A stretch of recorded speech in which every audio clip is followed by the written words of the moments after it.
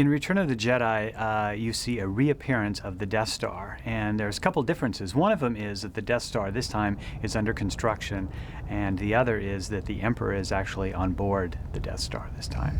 Yes, I know. Philosophically, because this was the second attack on the Death Star that the audience was going to see, it had to be more complex than what you had seen in the first Star Wars film.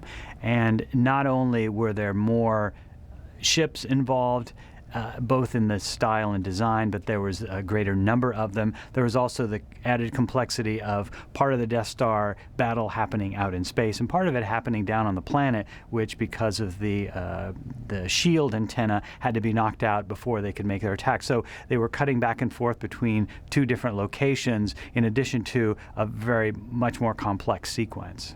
Working on the sequence, it was almost dizzying the amount of spaceships that were in some of those shots, and they came up with several ways to cheat that. One of them was they would photograph the spaceships, and this was way back before Photoshop, so you would actually have to go in and shoot them on film, make prints, and then from those photos we would go in with an X-Acto knife and cut out the photos of the spaceships, place them on a pane of glass, and sometimes there would be 3 layers of glass, and then they would shoot that, so you'd get 70, 80 ships in one single pass rather than having to shoot each one of them individually. We also got closer to the models. There were a number of models that were built specifically for the attack on the Death Star sequence at the end. One of them was the band on the Death Star itself. We built a very large-scale model of that so the camera could skim along that. And we went back and repainted it, and then it became the band section on Darth Vader's Star Destroyer. We built about a 6-foot wide section of the conning tower on the regular Star Destroyer for some very close shots on that. In Star Wars, there was the famous trench battle, which at the time was just absolutely amazing, with all the fighters flying down into the surface trench on the Death Star. And looking back, that was a fairly simple thing to do with your camera because it's not completely enclosed. You can have a boom arm coming in, holding the camera, going down the trench.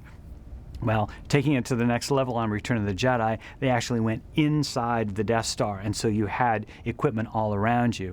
And that had to be created in such a way that pieces came out. So every shot you see where you're going down a tunnel, there are model makers and stagehands off to the side waiting as the camera would slowly move down. If a piece got out of the frame, they would go in and move it out, and then the camera would move on even further, and then they'd pull the next one out, like a big zipper in a way. It's interesting in life. Sometimes you go in thinking you want one thing, and then you come out on the other side going, wow, that was great, but not for why I thought it was going to be great.